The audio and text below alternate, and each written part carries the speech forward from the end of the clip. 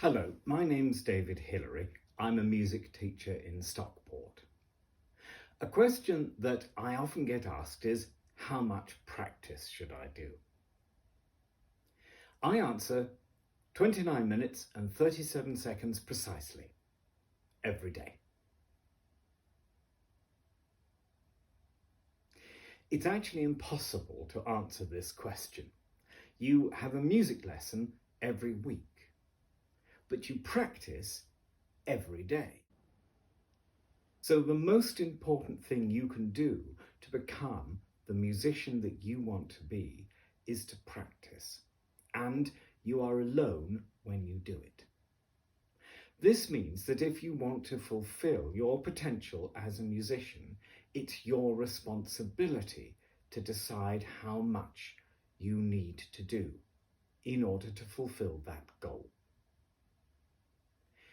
This seems like a bit of a heavy responsibility, so we can make it easier by dividing the practice time into individual slots. Don't think of your practice as being this great big chunk of time. Think of it being a series of slots.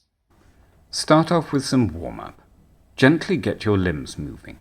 Making music is a physical activity, so getting your limbs working will help you a lot.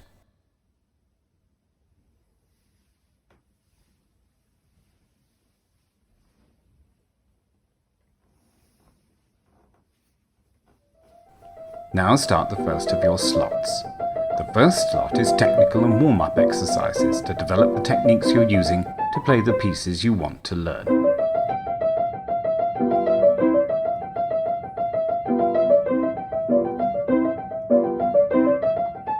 The second slot is sight reading. Have a look at the piece you're going to sight read and decide what key it's in. Study the key. Are there sharpened 6th and 7th notes? What are they telling you about the key? What difference do they make to the sound? Why does the scale need the black notes that it has, if it has any? Play a scale and an arpeggio in the key. Make up a little tune in the key. You could harmonize it with one chord or a few chords that sound good.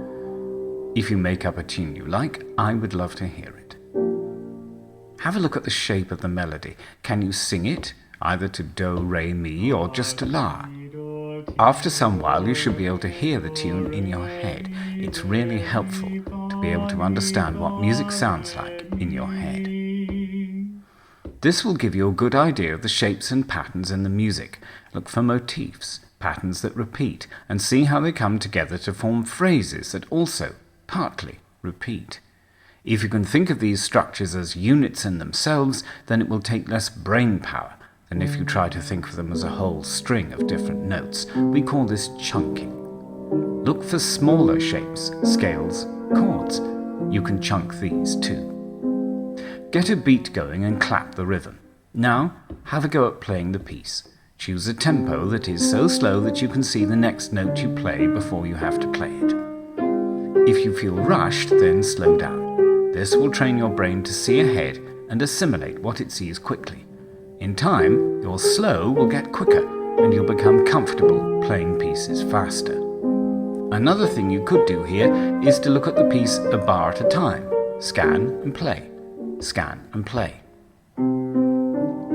Now, give the sight reading piece a performance. What's it about? What's it say to you? Show that in your playing. Your next slot is your first piece. Start with the scale and arpeggio in the key. This will help you to think and feel in the key of the piece. Do you know how the piece is put together? Are there some sections that are more difficult than others? Start with these. Ideally, you should work out a practice strategy for each piece, where you break it down into sections and work on each section, starting with the most challenging parts. I will do a video about practice strategy. Repeat this for each piece of music you play. When you've played all your pieces, make sure you spend some time just making up tunes. Experiment with melody, experiment with harmony. You could play a piece of music you've heard and like. Music is a creative subject, so create something new. Or create your version of something you like and play it to me, because I'd love to hear it. results you want, then spend more time on each slot. You could start off with 5 minutes or 10 minutes for your slots, and then lengthen them over the years that you play.